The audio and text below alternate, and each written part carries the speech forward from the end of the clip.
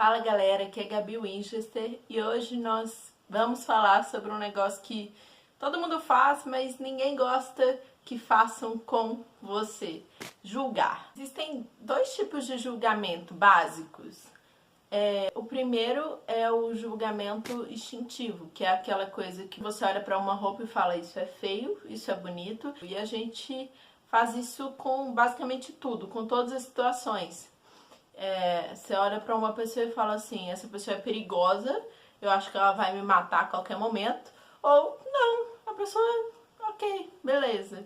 E tem aquele julgamento mesmo de apontar o dedo e falar: ah, você tá errado. Ou então você tentar encaixar a pessoa no estereótipo sem conhecer ela direito, e aí você se torna preconceituoso. Porque uma coisa é eu olhar pra uma pessoa, por exemplo, e dizer assim: pô, eu acho que essa pessoa vai me assaltar, ela tá olhando demais pra cá, tá meio inquieta, é uma coisa. Outra coisa é você olhar e só pela roupa e falar assim: é bandido mesmo, não tem caráter, não deve ter uma boa criação. E aí você começa a julgar a pessoa, julgar a condição dele, julgar a família dele por uma coisa que você não tem a menor capacidade de dizer se é ou se não é, porque você não conhece. Aí você se torna aquele famoso babaca. Então, basicamente são esses dois tipos. Só que o que acontece? E o porquê que eu vim falar sobre isso? Porque eu tinha muita dificuldade de entender, tipo assim, até onde que esse negócio assim, instintivo ia e até onde eu estava sendo babaca. E eu ficava assim: Jesus, como que você não era um babaca? Porque, tipo, o que não te faltava era oportunidade para julgar as pessoas. Inclusive, os outros, o pessoal da época dele que queria ferrar com ele, trazia pessoas ou traziam situações para ele poder julgar. Foi assim com os impostos, né? Na época os judeus tinham um ranço de pagar imposto para os romanos, porque os caras eram dominadores. E aí, tipo, os caras que queriam ferrar com Jesus mandaram umas pessoas irem lá e perguntar assim: e aí, Jesus, o que você acha? A gente tem que pagar imposto ou a gente não tem? Mas o que acontece? Se ele dissesse que não tem, o pessoal de Roma ia vir atrás dele e falar assim: esse cara tá criando rebelião, o povo tá querendo se rebelar contra a gente. E ao mesmo tempo, se ele falasse que tem, os judeus iam ficar: pô, mano, mas eles já dominaram a gente, já pegaram a nossa terra e agora a gente tem que pagar? E eles estavam meio pé da vida.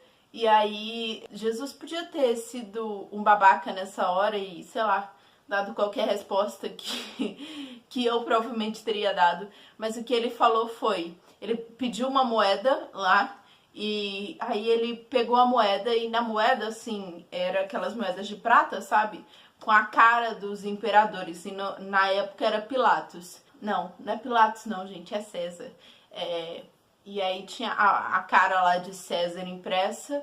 E aí ele falou: de quem é essa cara? De César. Ah, então dê a César o que é de César e dê a Deus o que é de Deus. Ou seja, não deixe de cumprir com as suas obrigações legais. Então ele conseguiu contornar a situação sem julgar as pessoas. E também tem outra situação que é bem legal, que, tipo, pra mim esse é o ápice.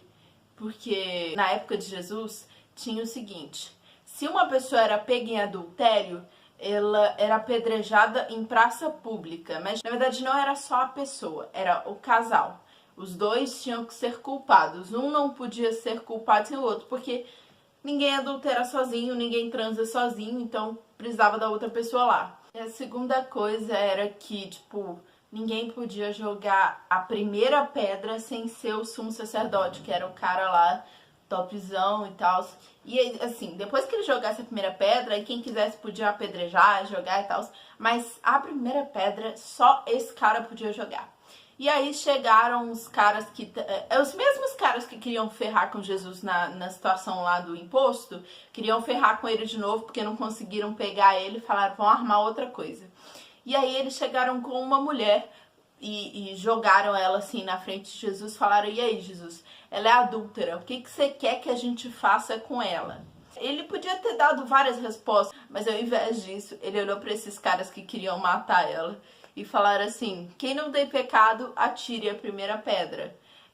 Tipo assim, mano, vocês nunca erraram, então vá lá, você o tal, apedreja ela.